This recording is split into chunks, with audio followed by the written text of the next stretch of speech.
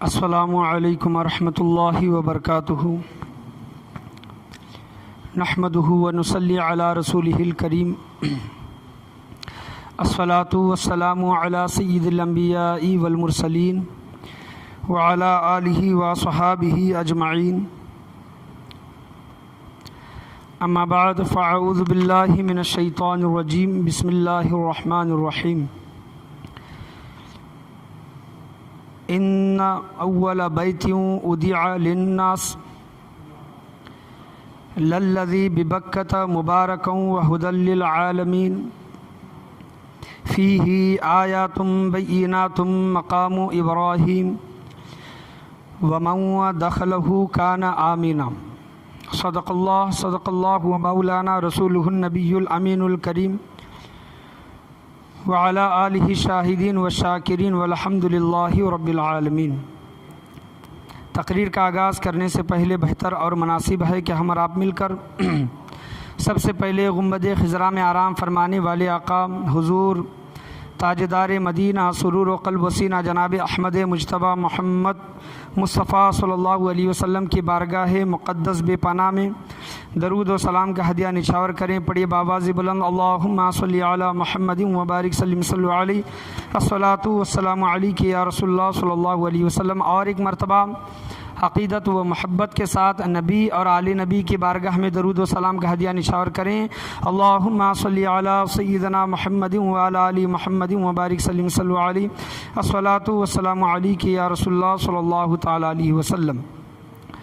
آج میری تقریر کا عنوان ہے حج کی فضیلت و اہمیت، یعنی حج کرنے کی فضیلت و اہمیت۔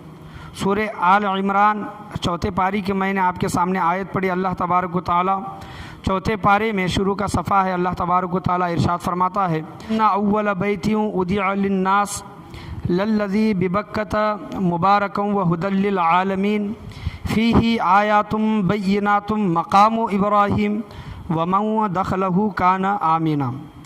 یہ ترجمہ ہے حج کے متعلق، اس کے فضیلت کے متعلق، اللہ تبارک و تعالیٰ کے گھر کے متعلق قرآن مجید فرقان حمید میں ارشاد ہوا ہے، ترجمہ ہے کہ بے شک سب سے پہلا گھر جو لوگوں کی عبادت کے لیے بنایا گیا، ان اول بیت ودع للناس، لوگوں کی عبادت کے لیے سب سے پہلے زمین پر عبادت کے لیے گھر جو بنایا گیا وہ وہی ہے جو مکہ میں ہے برکت والا، وہی ہے جو مکہ میں ہے، مکہ معظمہ میں برکت والا، اور سارے جہاں والوں کے لیے مرکز ہدایت ہے۔ مکہ معظمہ کعبۃ اللہ جس کو ہم کہتے ہیں، اور جس کے طرف منہ کر کے ہم عبادت کرتے ہیں، اور نمازوں میں بھی یہ کہتے ہیں کہ منہ میرا کعبہ شریف کے طرف۔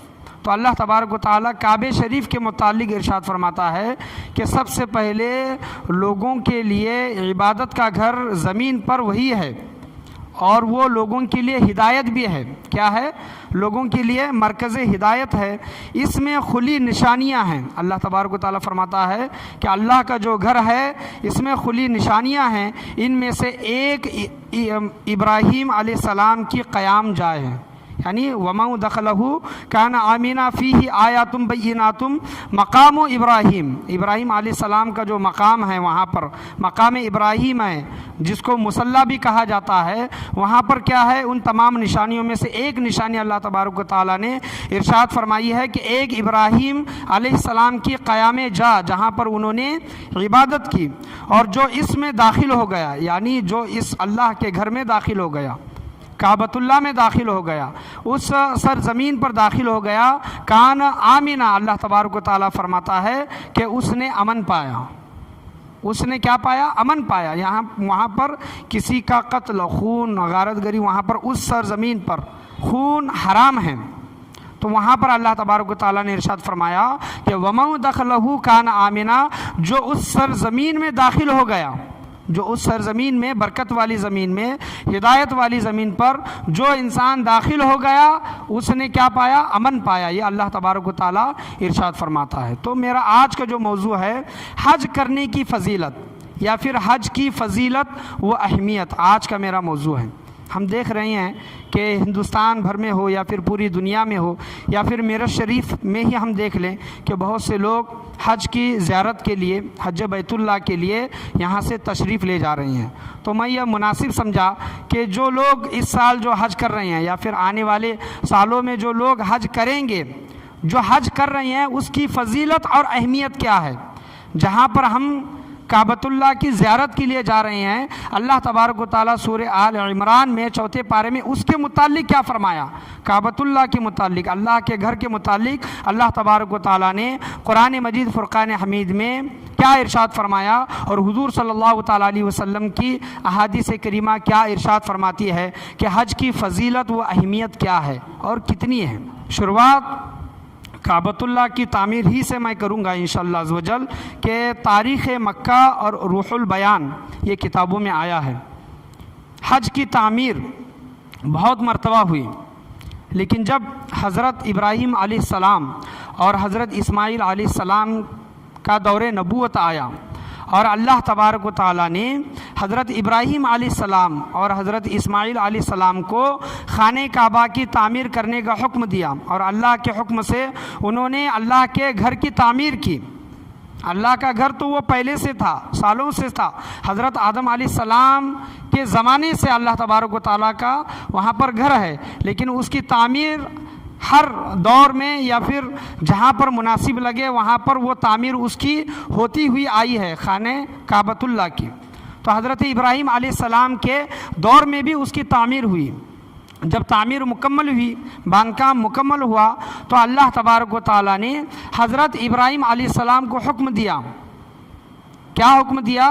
کہ اے ابراہیم، لوگوں کو دعوت دو، لوگوں کو میرے گھر کی طرف بلاؤ، میرے گھر کی زیارت کرنے کے لیے لوگوں کو مدعو کرو، بلاؤ۔ تو 2 روایتیں ہیں کہ حضرت ابراہیم علیہ السلام نے لوگوں کو قبیس مقام پر کھڑے ہو کر لوگوں کو آواز دی، لوگوں کو ندا دی، اور وہ جگہ اس وقت ایک ایسی جگہ تھی کہ وہاں پر آزو بازو لوگ، بستی وغیرہ کوئی لوگ نہیں تھے، یعنی ایک سنسان علاقہ تھا، اور اس علاقے میں اللہ تبارک و تعالیٰ کی گھر کی تعمیر کی گئی، اور اللہ کے حکم سے حضرت ابراہیم علیہ السلام نے مقام قبیس پر کھڑے ہو کر لوگوں کو اللہ کے گھر کی طرف آنے کے لیے دعوت دی۔ دوسری روایت میں آیا ہے کہ حضرت ابراہیم علیہ السلام نے پوچھا کہ اے باری تعالیٰ، یہاں پر میرے اور میرے بیٹے کے علاوہ کوئی بھی نہیں ہے، تو میں کن کو بلاؤں، میں کن کو بلاؤں، اور یہاں پر میری آواز سننے والا بھی کوئی نہیں ہے۔ تو جب کوئی میری آواز نہیں سنے گا تو میری آواز پر لبیک کون کہے گا، میری دعوت کو قبول کون کرے گا، میری آواز پر تیرے گھر کی حاضری کے لیے، زیارت کے لیے کون آئے گا۔ کتابوں میں آیا ہے کہ اللہ تبارک و تعالیٰ نے حضرت ابراہیم علیہ السلام سے فرمایا کہ اے ابراہیم، آواز دینا تیرا کام ہے، اے ابراہیم آواز دینا تیرا کام ہے، اور اس آواز کو لوگوں تک پہنچانا میرا کام ہے۔ سبحان اللہ۔ تو حضرت ابراہیم علیہ السلام ایک اونچی جگہ پر کھڑے ہو کر جو لوگوں کو آواز دی، تو لکھا گیا ہے کہ کتابوں میں کہ اللہ تبارک و تعالیٰ کی عطا سے وہ ابراہیم علیہ السلام کی آواز پوری دنیا میں گونجی، اور جن جن لوگوں نے حضرت ابراہیم علیہ السلام کی دعوت پر، آواز پر جن جن لوگوں نے لبیک کہا، اللہ تبارک و تعالیٰ نے تمام لوگوں کو اپنے گھر کی زیارت سے سرفراز کیا۔ سبحان اللہ۔ اور یہاں تک آیا ہے کہ عالم ارواح میں بھی، عالم ارواح نے جن لوگوں نے لبیک کہا، اور یہاں تک لکھا ہے علماء کرام نے کہ اگر ماں کے پیٹ میں اگر بچہ ہے، ماں کے پیٹ میں بچے نے جو حضرت ابراہیم علیہ السلام کی آواز پر لبیک کہا ہے، اللہ تبارک و تعالیٰ نے تمام لوگوں کو اپنے گھر کی حاضری کی سعادت نصیب فرمائی ہے۔ اور جن جن لوگوں نے جتنی بار لبیک کہا ہے، یعنی اس نے اگر ایک بار لبیک کہا ہے تو اس کو 1 مرتبہ حج کی زیارت نصیب ہوئی، اور جن لوگوں نے 3 مرتبہ کہا ہے، 10 مرتبہ کہا ہے، 5 مرتبہ کہا ہے، تو زندگی میں انہوں نے اتنے مرتبہ حج بیت اللہ کی زیارت کی ہے۔ سبحان اللہ۔ تو یہ ابراہیم علیہ السلام کی دعوت کا یہ برکت، یہ نتیجہ تھا کہ آج بھی لوگ اپنی زندگی میں 1 مرتبہ اگر حج کرتے ہیں یا پھر 3 مرتبہ جب حج کرتے ہیں تو انہوں نے عالم ارواح میں حضرت ابراہیم علیہ السلام کی دعوت پر لبیک کہا ہے کہ اللہ تبارک و تعالیٰ نے ان کو اس دنیا میں مرنے سے پہلے ان لوگوں کو سعادت ان کو کیا کی ہے، اللہ تبارک و تعالیٰ نے بخشی ہے۔ تو یہ حضرت ابراہیم علیہ السلام ہے کہ ان کا صدقہ ہے کہ ان کے صدقے میں آج ہم حج بیت اللہ، زیارت رسول اللہ صلی اللہ تعالیٰ علیہ وسلم کی زیارت حاصل کرتے ہیں، سعادت یہ ہم کیا کرتے ہیں، حاصل کرتے ہیں۔ اور علماء کرام یہ بھی لکھتے ہیں کہ جنہوں نے حضرت ابراہیم علیہ السلام کی دعوت پر لبیک نہیں کہا تو انہیں اس در کی حاضری، وہ سعادت ان کو حاصل نہیں، وہ نصیب نہیں ہے۔ اور حج بیت اللہ جہاں پر اللہ تبارک و تعالیٰ نے ارشاد فرمایا کہ کیا ارشاد فرمایا کہ وہاں پر اللہ تبارک و تعالیٰ کے گھر میں یا پھر مکہ معظمہ میں، کعبۃ اللہ میں کھلی نشانیاں ہیں۔ کھلی نشانیاں مثال کے طور پر حضرت ابراہیم علیہ السلام کا مقام ابراہیم مصلی، حجر اسود، صفا و مروہ، یہ تمام چیزیں، آب زمزم وغیرہ کیا ہیں، یہ اللہ تبارک و تعالیٰ کی کھلی نشانیاں ہیں۔ اور اللہ تبارک و تعالیٰ کے گھر میں 2 پتھر ہیں، 2 پتھر۔ علماء کرام یہاں پر یہ چیز ارشاد فرماتے ہیں کہ ایک پتھر کا نام ہے حجر اسود۔ کیا نام ہے؟ ایک پتھر کا نام ہے حجر اسود، اور دوسرے پتھر کا نام مقام ابراہیم، جہاں پر لوگ جا کر نماز ادا کرتے ہیں۔ یہ 2 پتھر جب حضرت حضور صلی اللہ تعالیٰ علیہ وسلم جب فتح مکہ کر کے مکہ معظمہ میں جب داخل ہوئے آپ صلی اللہ تعالیٰ علیہ وسلم، تو کعبۃ اللہ میں جتنے بھی 360 بت تھے، 360 جتنے بھی پتھر تھے، آپ صلی اللہ تعالیٰ علیہ وسلم نے تمام کے تمام حکم دے کر کیا کیے، وہ وہاں سے نکلوائے اور اس سرزمین کو پاک کیا آپ صلی اللہ علیہ وسلم نے۔ لیکن 2 پتھروں کو آپ صلی اللہ علیہ وسلم نے نہیں نکالا، 2 پتھروں کو آپ صلی اللہ تعالیٰ علیہ وسلم نے نہیں نکالا۔ علماء کرام ارشاد فرماتے ہیں کہ ہمیں پتھروں کی پوجا کرنے سے روکا گیا، یعنی لوگ پہلے پتھروں کی عبادت کرتے تھے تو کہا گیا کہ یہ بت تمہیں کوئی فائدہ یا پھر نقصان نہیں پہنچانے والے ہیں، تو ان کی پوجا نہ کرو، ایک اللہ کی عبادت کرو۔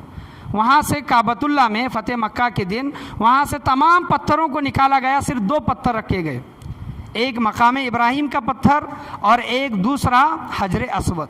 علماء کرام ارشاد فرماتے ہیں کہ ان 2 پتھروں کو اس وجہ سے رکھا گیا کیونکہ ایک پتھر پر ایک نبی کے قدم لگے ہیں، دوسرے پتھر پر آپ صلی اللہ تعالیٰ علیہ وسلم کے لب مبارک لگے ہیں۔ سبحان اللہ۔ آپ صلی اللہ تعالیٰ علیہ وسلم نے حجر اسود کو چوما۔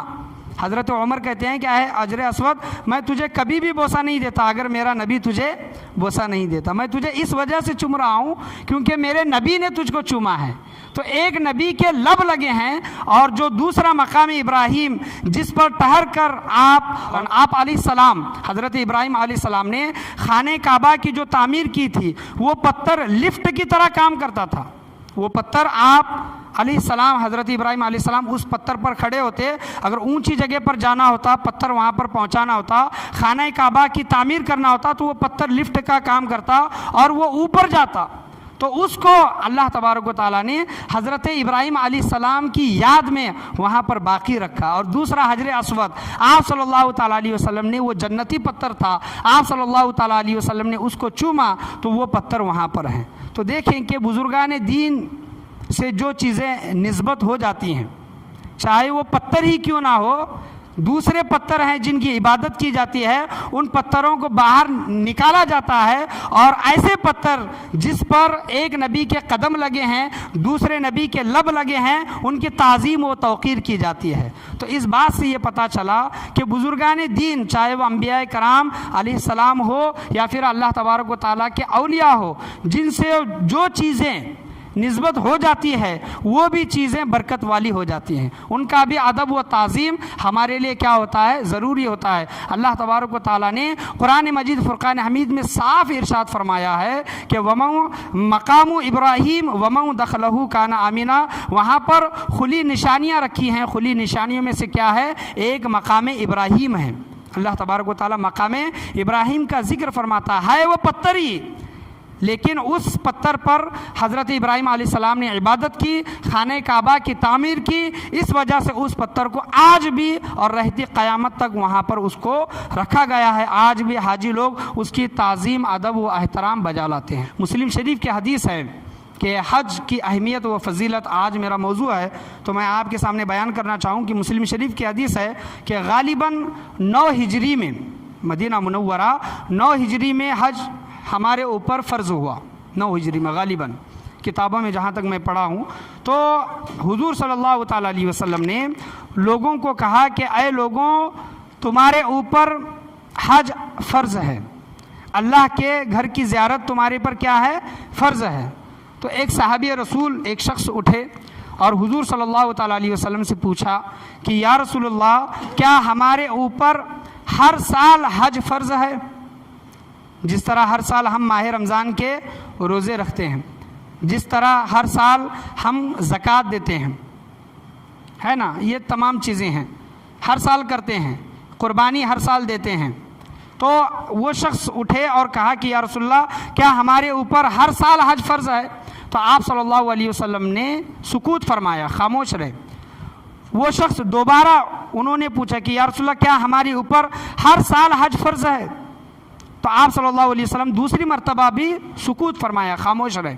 تیسری مرتبہ اس شخص نے یہی سوال کیا، تو آپ صلی اللہ تعالیٰ علیہ وسلم نے کہا کہ اگر میں کہوں، آپ صلی اللہ علیہ وسلم کہتے ہیں کہ اگر میں کہوں کہ اے لوگوں، تمہارے اوپر ہر سال حج فرض ہے، اللہ کی ذات کی قسم، اللہ رب العزت کی قسم، تمہارے اوپر ہر سال حج فرض ہو جائے گا۔ سبحان اللہ اکبر۔ دیکھیں کہ جو لوگ یہ کہتے ہیں کہ ہمارے نبی مجبور تھے، مختار نہیں تھے، یہ جو جملے جو اپنی کتابوں میں لکھتے ہیں، بیانوں میں جو بیان کرتے ہیں، کہ دیکھیں کہ آپ صلی اللہ علیہ وسلم کیا کہتے ہیں کہ اگر میں کہوں کہ تمہارے اوپر ہر سال حج فرض ہے تو تمہارے اوپر ہر سال حج فرض ہو جائے گا۔ لیکن اے لوگوں، پچھلی جو قومیں تباہ و برباد ہوئی ہیں، وہ اپنے نبیوں سے زیادہ سوالات کرتی تھی، زیادہ پوچھتی تھی، سوالات زیادہ کرتی تھی، اسی وجہ سے وہ قومیں تباہ و برباد ہو گئی۔ میں جتنی چیزوں کا تمہیں حکم دوں، جو چیزیں تمہیں کرنے کا حکم دوں، اتنی چیزیں کرو، اور جن چیزوں سے تمہیں رکنے کا حکم دوں، ان چیزوں سے تم کیا کرو؟ رکے رہو۔ تو آپ صلی اللہ علیہ وسلم نے یہ فرمایا کہ زیادہ سوالات نہ کرو۔ دیکھیں کہ آپ صلی اللہ علیہ وسلم اگر اس وقت فرما دیتے کہ ہاں ہر سال حج فرض ہے، آج زندگی میں ایک مرتبہ حج فرض جو ہمارے اوپر ہے، زندگی میں ایک مرتبہ ہمیں حج کرنا کتنا مشکلوں کا سامنا پڑتا ہے کہ پیسے اکٹھا کرنا، جانا آنا وغیرہ، اور حج بھی ابھی کیا ہو گیا ہے، اس کے جو روپیوں کی جو تعداد ہے، خرچ جو ہے وہ بھی بڑھ گیا ہے۔ لیکن آپ صلی اللہ تعالیٰ علیہ وسلم کا ہمارے اوپر احسان عظیم ہے، فضل و کرم ہے کہ آپ صلی اللہ تعالیٰ علیہ وسلم نے فرمایا کہ اے لوگوں، تمہارے اوپر ہر سال حج فرض نہیں ہے، بلکہ زندگی میں ایک مرتبہ کیا ہے، زندگی میں ایک مرتبہ تم حج بیت اللہ، زیارت رسول اللہ صلی اللہ تعالیٰ علیہ وسلم کی در کی حاضری نصیب کرو، اس کی کوشش کرو، وہاں پر جانے کی تم کوشش کرو، اور اس کے بعد جو فرض تم نے ادا کیا، اس کے بعد جو تم حج کرو گے یا پھر عمرہ وغیرہ کرو گے، وہ کیا ہوگا؟ وہ نفل ہوگا، وہ نفلی عبادتیں ہوں گی۔ تو آپ صلی اللہ تعالیٰ علیہ وسلم نے امت کی سہولت کے لیے، امت کا حال دیکھتے ہوئے لوگوں کی یہ کہا کہ ہر سال فرض نہیں ہے، بلکہ زندگی میں ایک مرتبہ فرض ہے۔ اور حرمین شریفین جو لوگ حج کی زیارت کے لیے جاتے ہیں، حدیثوں میں آیا ہے کہ حرم شریف کی جو گرمی ہے، وہاں پر ریگستان علاقہ رہنے کی وجہ سے، گرم علاقہ رہنے کی وجہ سے، آپ صلی اللہ تعالیٰ علیہ وسلم نے فرمایا کہ حرم شریف کی زمین پر جو کوئی شخص، حرم شریف کی جو زمین ہوتی ہے گرم ہوتی ہے، وہاں کا ماحول، ہوائیں، فضائیں وغیرہ کیا ہوتے ہیں؟ گرم ہوتے ہیں۔ تو وہاں کے ماحول پر، حرم شریف کی زمین پر اگر کوئی شخص پل بھر کے لیے صبر کرتا ہے، وہاں پر حاجی لوگ کتنے دن اپنے ایام وہاں پر گزارتے ہیں، لیکن آپ صلی اللہ علیہ وسلم نے فرمایا کہ پل بھر پل بھر یعنی 1 سیکنڈ آپ سمجھ لیں، پل بھر کے لیے اگر کوئی صبر کرتا ہے اللہ تبارک و تعالیٰ اس شخص کے لیے جہنم کو 2 سال کے لیے دور کر دیتا ہے، 2 سال کی مسافات۔ تو وہاں پر وہ صبر کرنے کا مقام ہے، وہاں پر کیا ہے؟ صبر۔ وہاں پر صبر کی آزمائش ہوتی ہے کہ لوگ گرمی میں یا پھر بھیڑ بھاڑ علاقے میں وہاں پر جو سفر کی جو مشکلات جو ہوتی ہیں اس پر صبر کرنے کا مقام وہ مرتبہ ہے۔ آپ صلی اللہ علیہ وسلم کی دوسری حدیث ہے کہ آپ صلی اللہ علیہ وسلم نے فرمایا کہ کمزوروں کے لیے، بوڑھے لوگوں کے لیے حج جو لوگ کرتے ہیں ان کے لیے حج ایسا ہے کہ گویا انہوں نے جہاد کیا، انہیں جہاد کا ثواب دیا جاتا ہے۔ کیوں؟ کیونکہ دیکھیں کہ اس زمانے میں جو لوگ حج کرتے تھے پیدل کرتے تھے، سواری پر کرتے تھے، یا پھر سواریاں بھی ایسی گھوڑا، اونٹ وغیرہ ان جانوروں پر سواری کرتے تھے، تو وہ بڑا ہی مشقت کا سفر تھا۔ وہ تو زمانہ چھوڑ دیں آپ، وہ تو بہت دور کا زمانہ ہے۔ آج کے زمانے میں بھی جو پلین سے جو سفر کیا جاتا ہے اور دوسری جو ارکان جو ادا کیے جاتے ہیں، وہاں پر حاجی لوگ آ کر کہتے ہیں کہ صبر کرنے کی چیز ہے۔ حج جو ہے کیا ہے؟ صبر کرنے کی چیز ہے، جتنا ہم صبر کریں گے وہاں پر اتنا اچھا ہوگا۔ تو آج کے زمانے میں بھی سفر حاجی لوگ بیان کرتے ہیں، کیا کرتے ہیں کہ سفر مشکل ہوتا ہے۔ تو آپ صلی اللہ علیہ وسلم نے فرمایا کہ جو بوڑھے ہوتے ہیں، جو کمزور ہوتے ہیں، تو وہ اگر حج کرتے ہیں تو گویا ایسا ہے کہ انہوں نے جہاد میں حصہ لیا، ان کو جہاد کا ثواب ان لوگوں کو عطا کیا جاتا ہے۔ میں اپنی تقریر کو یہاں پر ختم کرنا چاہوں گا۔ 2-3 چیزیں ہیں انشاءاللہ، میں ابھی اس کو بیان کر کے آپ لوگوں سے رخصت حاصل کروں گا کہ جو لوگ حج کرتے ہیں، حج علماء کرام بیان کرتے ہیں کہ جس کا حج قبول ہوا، جو لوگ حج کر کے آئے ہیں جن کا حج قبول ہوا، اس کی کچھ نشانیاں انہوں نے بیان کی ہے۔ ایک نشانی جن کا حج قبول ہوا ہے وہ بیان کرتے ہیں کہ پہلی نشانی ان کا دل نرم ہو جاتا ہے۔ حج کرنے کے بعد، حج کر کے جب وہ آتے ہیں تو ان کا دل کیا ہو جاتا ہے؟ نرم ہو جاتا ہے۔ یہ ایک پہلی نشانی۔ دوسری نشانی وہ بیان کرتے ہیں حج کر کے آنے کے بعد وہ گناہوں سے نفرت کرتے ہیں، حج کرنے کے بعد گناہ نہیں کرتے۔ تیسری نشانی علماء کرام بیان کرتے ہیں کہ ان کا نیکیوں میں دل لگنے لگتا ہے۔ اگر پہلے نیکیاں نہیں کرتے تھے لیکن حج کرنے کے بعد زیادہ نیکیاں کرتے ہیں تو سمجھ لیں کہ یہ 3 بڑی نشانیاں علماء کرام بیان کرتے ہیں کہ دل نرم ہونا اور گناہوں سے نفرت ہونا، نیکیوں میں دل لگنا، تو ان کا حج کیا ہوگا؟ اللہ تبارک و تعالیٰ نے ان کا حج قبول کیا۔ اور جن کا حج قبول نہیں ہوا، علماء کرام بیان کرتے ہیں کہ ان کا دل سخت ہو جاتا ہے اور گناہوں سے وہ پیار کرنے لگتے ہیں۔ یعنی پہلے بھی جس طرح گناہ کرتے تھے، حج کرنے کے بعد بھی وہ گناہوں سے دور نہیں ہوئے بلکہ گناہ کرتے ہی رہے۔ اور تیسری چیز ان کا نیکیوں میں دل نہیں لگتا۔ تو یہ 3 بڑی نشانیاں علماء کرام بیان کرتے ہیں کہ جو حاجی لوگ حج کر کے آتے ہیں، جو لوگ حج کر کے آتے ہیں، یہ 3 بڑی نشانیاں ہیں۔ دیکھیں کہ اپنے آپ کا محاسبہ کریں، اپنے آپ کا جائزہ لیں کہ ہمارا دل نرم ہوا کہ نہیں، ہم گناہوں سے نفرت کر رہے ہیں کہ نہیں، ہمارا نیکیوں میں دل لگ رہا ہے کہ نہیں۔ یہ دیکھیں، اگر یہ تینوں چیزیں اکٹھا جمع ہیں تو اللہ کا شکر ادا کریں، اللہ کی بارگاہ میں سجدہ کریں کہ اللہ تبارک و تعالیٰ نے ہمارے حج کو قبول کیا۔ دوسری چیز یہاں پر ایک مسئلے کے طور پر میں آپ کے سامنے بیان کرنا چاہوں کہ بہت سے لوگ یہ سوچتے ہیں کہ حج جو ہم کر رہے ہیں، بعض لوگوں کے دل میں یہ خیال ہے کہ اگر نوکری پر ہے تو ان کے دل میں یہ خیال آتا ہے کہ میں ریٹائر ہونے کے بعد حج کروں گا۔ یہ ان کی ایک سوچ۔ یا پھر گھر میں بچے ہیں تو بچوں کی شادیاں ہونے کے بعد میں حج کروں گا، بچوں کی شادیاں ہو جائیں میں پھر حج کروں گا۔ یا پھر تیسرا جو ہوتا ہے کہ میرا ابھی گھر کا باندھکام ہے، یعنی میں گھر باندھنے والا ہوں، میرا ایک بار گھر ہو جائے تو میں حج کروں گا۔ تو شریعت میں یہ تینوں چیزیں نہیں ہیں، یاد رکھیں۔ یعنی اگر آپ کے پاس اتنا پیسہ ہے آج کے دور میں حج کو جا کر آنے کے لیے، چاہے وہ پرائیویٹ ہو یا پھر حج کمیٹی سے ہو، آپ اندازہ لگا لیں جتنے بھی دونوں میں الگ الگ پیسے لگتے ہیں، اگر ہمارے پاس اتنے پیسے ہیں جس سے ہم حج ادا کر سکتے ہیں اور ہمارے گھر والے جن کو ہم چھوڑ کر جا رہے ہیں ان کو ہم گھر خرچ دے کر جا رہے ہیں کہ ہمارے واپس آنے تک ان کا گھر خرچ چلے، اتنا پیسہ ہے کہ حج جا کر آ سکتے ہیں واپس، اور گھر والوں کو بھی خرچہ وغیرہ اتنا دیں کہ 40 دن کا جو عرصہ ہے، 30 دن کا جو عرصہ ہے وہ ہم مکمل کر کے آ سکتے ہیں اور گھر والے ہمارے پیسوں سے گزارا کر سکتے ہیں، تو اس انسان پر حج کرنا فرض ہے۔ کتابوں میں کہیں یہ نہیں لکھا کہ تم جاب سے ریٹائر ہونے کے بعد، نوکری سے ریٹائر ہونے کے بعد حج کرو، کہیں پر یہ نہیں لکھا کہ پہلے اپنے بچوں کی شادیاں کرو پھر حج کرو، کہیں پر یہ نہیں لکھا کہ پہلے اپنا اچھا سا گھر باندھ لو پھر حج کرو، نہیں لکھا۔ بالغ ہے، عاقل ہے، مسلمان ہے اور مالدار بھی ہے، جس سے حج ادا کر سکتا ہے، تو اس کے لیے فرض ہے کہ اللہ کے گھر کی زیارت کرے 5 چیزوں میں سے، یعنی کلمہ، نماز، روزہ، حج، زکوٰۃ۔ حج جو ذکر آیا ہے کہ اسلام کی 5 بنیادی چیزوں میں سے ایک بنیادی چیز کیا ہے؟ حج ہے، حج۔ اور جو لوگ یہ سوچتے ہیں کہ میں ان تمام چیزوں سے فارغ ہو کر حج کروں گا، تو آپ یہ سمجھ رہے ہیں کہ یہ تمام چیزیں ہونے تک، میرا گھر، میرے بچوں کی شادیاں، یا پھر میں ریٹائرمنٹ ہونے تک میں نہیں مروں گا۔ آپ کا یہ عقیدہ بنا ہے، ہمارا یہ عقیدہ بنا ہے۔ موت تو کبھی بھی آ سکتی ہے، موت تو جوانی بھی آ سکتی ہے، بچوں کی شادیاں کرنے سے پہلے بھی آ سکتی ہے، گھر کا باندھ ہونے سے پہلے بھی آ سکتی ہے۔ آپ جس نوکری پر ہیں، جس جاب پر ہیں، وہ جاب مکمل ہونے سے پہلے بھی آپ کو کیا ہو سکتی ہے؟ موت آ سکتی ہے۔ موت کا کوئی بھی بھروسہ نہیں۔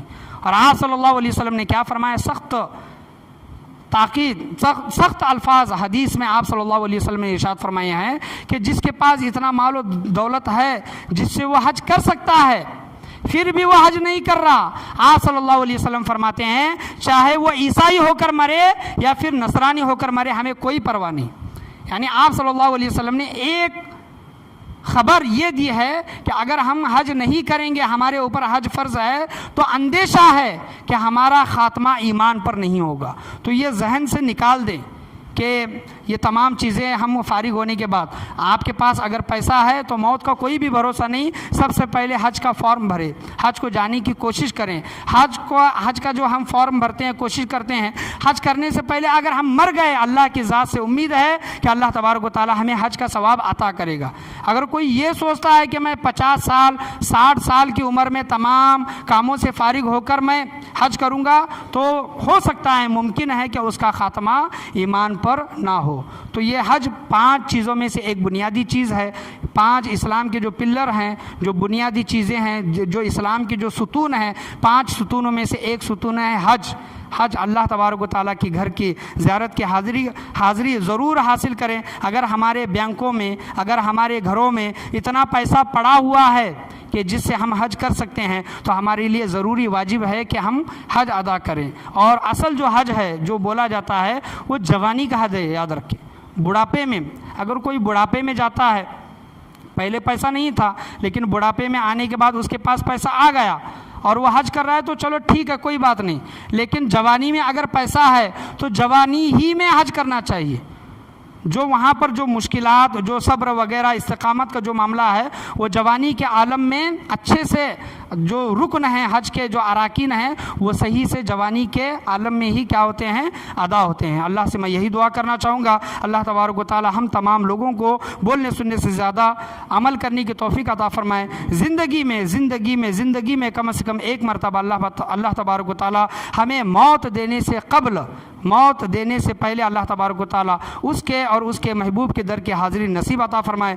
ہم سب کو حاجی بنائے، نمازی بنائے، متقی بنائے، پرہیزگار بنائے، اس کا اور اس کے محبوبین کا چاہنے والا بنائے۔ حج کی جو اہمیت ہے، حج کرنے کی اہمیت، فضیلت جو ہے، اس کو سمجھ کر، اور ہمارے پاس اتنا پیسہ آتا ہے تو سب سے پہلے ہمیں حج کرنے کی اللہ تبارک و تعالی توفیق و رفیق عطا فرمائے۔ آج کے درس میں بولنے میں، سننے میں، سمجھانے میں کسی بھی قسم کی غلطی، کمی بیشی، کوتاہی، خامی، بھول چوک ہوئی ہو، اللہ تبارک و تعالی اپنے فضل و کرم سے اسے معاف عطا فرمائے۔ دنیا کا ہم کوئی بھی کونا گھوم لے، دنیا کا ہم کوئی بھی شہر، کوئی بھی ملک گھوم لے، وہ تمام چیزیں ایک جگہ ہے، لیکن اللہ کے گھر کی حاضری، اور حضور صلی اللہ تعالیٰ علیہ وسلم کے روزے کی در کی حاضری یہ سب سے بڑی سعادت ایک مسلمان کے لیے ہیں۔ تمام چیزیں ایک طرف اور حج کرنا کیا ہے؟ ایک طرف ہے۔ اللہ تبارک و تعالیٰ ہم تمام لوگوں کو حج کرنے کی اہمیت، فضیلت و اہمیت کو سمجھنے کی توفیق عطا فرمائے۔ لا الہ الا اللہ محمد الرسول اللہ صلی اللہ تعالیٰ علیہ وسلم،